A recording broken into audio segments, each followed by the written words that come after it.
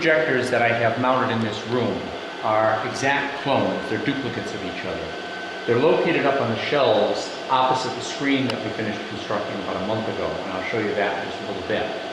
Each of the projectors produces approximately 9 watts at the aperture and is based on a relatively low-cost 30K scanner and a couple of homemade modules as well as a commercial DHOM 1.5 watt green laser.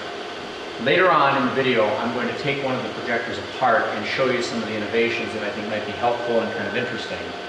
As long as I'm up here, I thought I might also show you that I did go ahead and purchase one of the Acer P7500 DLP video projectors to experiment a little bit with the combination of laser and video, laser over video. And this is set up all to face the screen that's about 36 feet away on the other end of the room. The screen was fabricated to replace the old sheet material that we had hanging there last year, and provides a very nice backdrop for the lasers, and also with the video provides a very good video image. You can watch movies and television pictures on it at the same time. So what I'm going to do now is I'm going to turn off the lighting in here and just demonstrate the beam quality and the performance of the projectors. Okay, now that I've turned down the lights, I'm going to do a demonstration of the power of the lasers. And what you can see up there is a telltale red spot. That's because on the right-hand projector, I've got the bias turned up a little bit high on the red module, so I'm getting a residual red spot with the lasers in standby.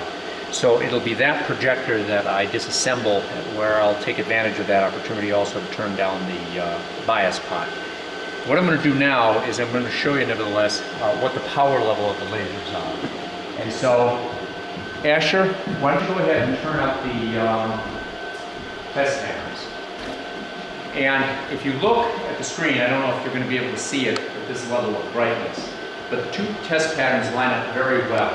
At this power level, which is essentially full power, from previous experience I found that this is so blinding in the camera you probably can't make out the quality of beams.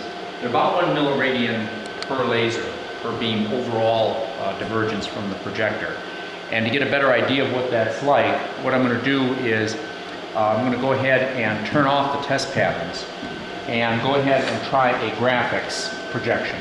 This is now from the right-hand projector, and this is a little bit too high a power for you to get good visualization on the camera. So we'll turn the projection down to about 1/3 of maximum. And at that point, you can make out pretty fine lines and a nice overlap of the colors. Why don't you go ahead, Asher, and switch on the other projector.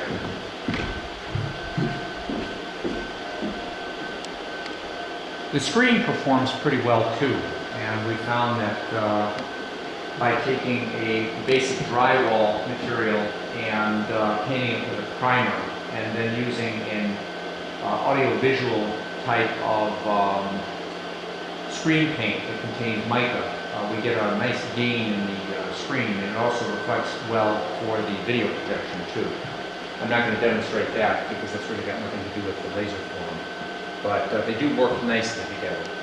So now what I'm going to do is I've demonstrated the projectors, and I've demonstrated also just what they look like and what their setup is in the room. And the next step is to take one of the projectors down, and I'm going to do a run-through on the design of some of the features. Okay, it's about 20 minutes later, and I've come downstairs to the shop and opened up the projector that I was talking about to give you an inside look at some of the neat things that are present in the projector and some of the fairly standard things. The outside of the projector and the lower deck is pretty typical. The lower deck contains the amplifiers for the scanners. It includes the drivers, the power supplies. It also is a little bit unusual in that the whole optical deck has heat exchange fins on the bottom of it. And the fans that are drawing air through the system are pretty high powered. They're 8,000 RPM, 60 millimeter Sunyan fans that I've got running right now at about 50% of their flow. The reason I went to such lengths with the cooling is because of some of the things that I'm doing on the optical deck that require a lot of heat to be removed from the system. Coming around here, I'm going to show you some of the more interesting features that are on the optical deck. To begin with, probably the most sort of basic change that I've made in the way projectors are generally set up is the order of the addition of the lasers. What I've discovered after investigating a whole host of different beam combining and dipole filters is that the long pass filters appear to operate better than the short pass or the band pass filters, no matter who manufactures them, whether they're Semrock or Omega. Even their short pass filters work not as efficiently as the long pass systems. So what I did is I went ahead and bought slightly less expensive versions of the MUX series from Semrock. And these are the Edmund Beam Combiner.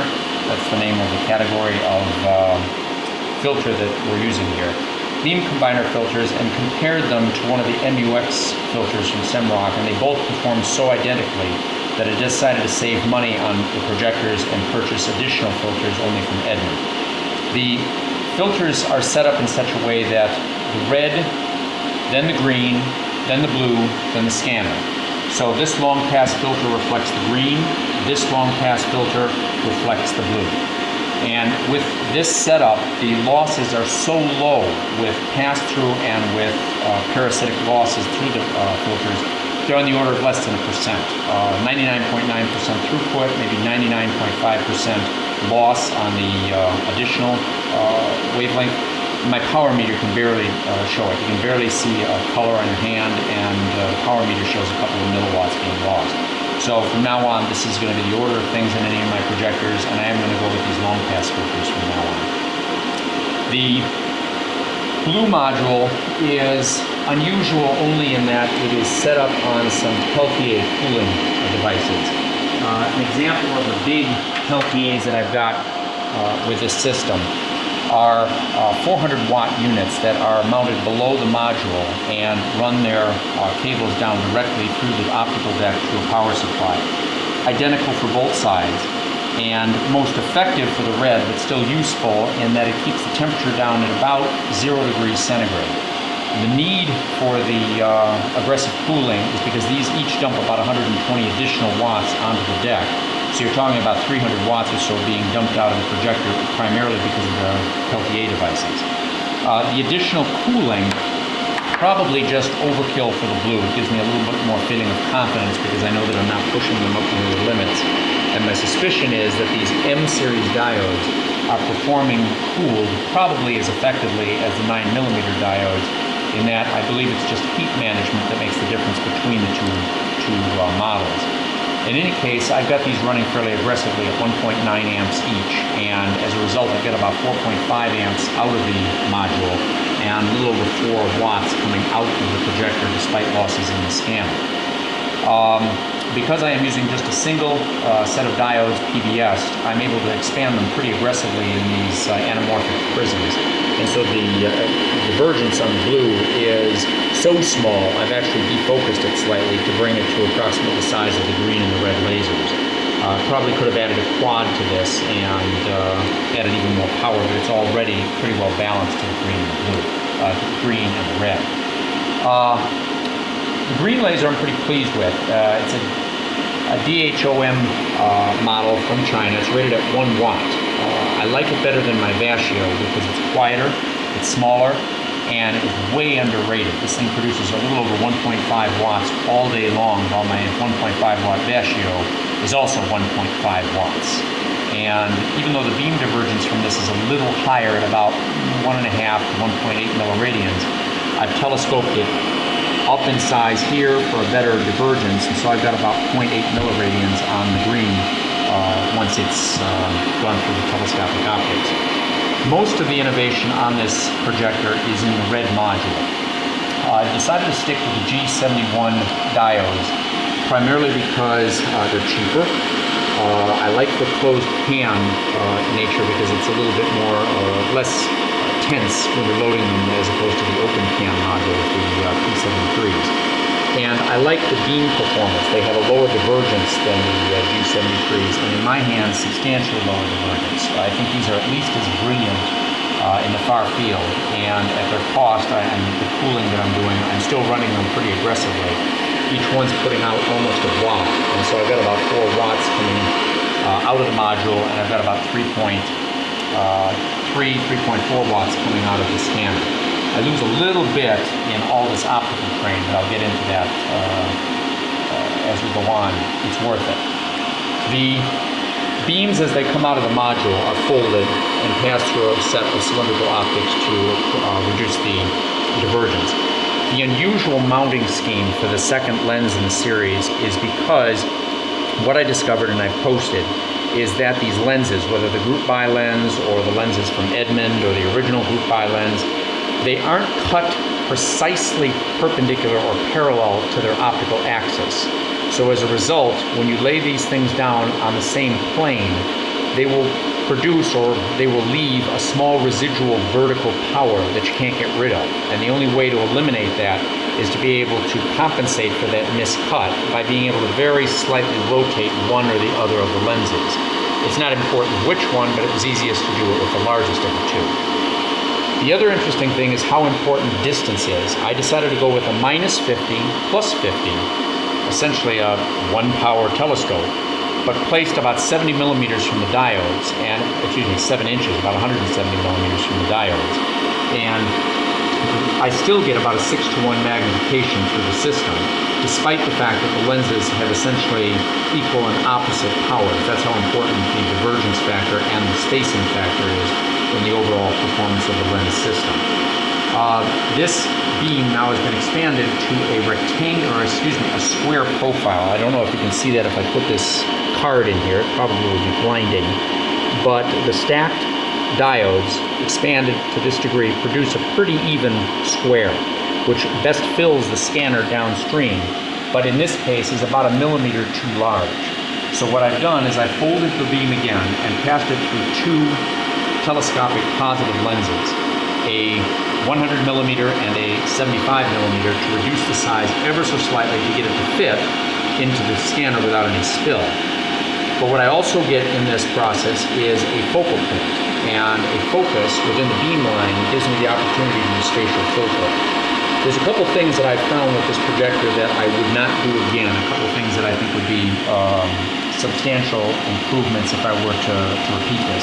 One is the open nature of my cooling modules make it easy for me to wire them and to align them is a little bit overkill. If I had reduced the size of these a little bit, the housings that are designed to keep them free of moisture and condensation could have been made smaller. I would have had a little bit more room for my beam line. I wouldn't have had to use quite so closely spaced and rather complex to mount systems for holding my filters. I would have had a little bit more room for conventional filters. However, even though that would be an improvement I would make, I would definitely highly recommend the use of spatial filters. From now on, all my reds, probably my blues, and even my greens are going to be spatially filtered, and I'll show you why. One of the interesting things about a spatial filter is that what it does is it acts as a low-pass filter in the frequency domain. It passes only the central core of the spot in the image plane. And what it allows you to do is to remove all the aberrations that are present in the beam that normally end up showing up in the far field as multi-mode wings, scatter, spots, dust, lens aberrations. Typically these things are used with high-performance gas lasers for holography and metrology. And often they're used with very short focal length microscope objectives and micron-scale pinholes. They're expensive, they're finicky to align, and they're not necessary in terms of their performance level for this kind of a system where we're trying to remove most of the scattered light. We just want to remove most of it so we can take advantage of the very long focal length system, the very long depth of focus, and the rather large spot size to use a sort of an amateur-built homemade spatial filter. And so what I did is I constructed a tower. It's basically a rectangular block that has a notch milled in it, as you can see, that holds 2 aluminum blades that have been placed in the notch and held against the notch by springs on each side here in oversized holes. The oversized holes are such that they give it enough room for you to be able to move them just enough to be able to adjust them for alignment purposes. One of the things about the spatial filter that you have to allow for is that the importance of lining it up after you have done the initial lineup of all of the optics in the optical train all the way to the scanner is very important, because the range of motion of your filter is going to be rather limited, especially if you don't want to design a very bulky filter. So what you do is, once you've pretty much decided where you're going to end up having the focus occur, and the way to do that is to set up all of the optics, set them all the way through to the scanner, all the way through, all the way out, and even do a test scan pattern. And at that point, you can then very easily take a knife edge, a piece of paper, whatever you want to use, and you can determine pretty accurately and mark onto your base where the point of focus is going to be. You can also measure its height and its lateral position. Once you come to that position, then if you decide that you're going to use a translation stage, which you don't need to do, it turns out this is overkill. You can do just about as effective a job by simply boring some oversized holes in your system and putting undersized hold-down screws, and you can slide the filter back and forth and adjust it by hand accurately enough with this kind of focal length arrangement. So this isn't necessary. What you do, though, is once you have all of those measurements, then you can machine everything to within a couple of millimeters of play, and then the system will be easy to operate once you set it up. I've taken this out so that you can get just a view of what the blades look like from the back surface. These, after they've been cut as rectangles in the mill, have then been just set up at a 45-degree angle and a mill passed back and forth while looking with a loop at the edge. And when you get really close to just about cutting into the edge, stop. If you go too far, what will happen is you'll shorten this height, and then the two sides can't approximate. And if you then try to compensate by shortening the blocks, then what will happen is you make the blades vulnerable to damage when you bring them together. So it's important that you don't bring them together any closer than the blocks allow here. So what I've done is I set these up intentionally way apart. I've left the gap way open so that it would be possible to see what the beam looks like before and then after the filtering operation. I'm going to go ahead and install the filter onto the deck, and it's already been set fore and aft, so there's no need to worry about that part of it positioning. That's already been taken care of. I haven't de-adjusted that. And in fact, one of the details I found is that the filter works best when the blades are actually a couple of millimeters inside of focus as opposed to at focus for some reason. Don't know why, but it works better. So now if we go ahead and we all step aside, let's see if we've adjusted anything or made anything misadjusted. But the beam is traveling from this mirror to this mirror, from this mirror over there, from there, which is a pretty high precision mirror, to a very low precision mirror over there, and then across the room to a screen where it's being projected. Now you can see one of the diodes is a little bit misaligned, and as a result is producing a relatively large secondary multi-mode stripe. Those aren't misaligned diodes. That in fact is a multi-mode stripe that you see above the main point.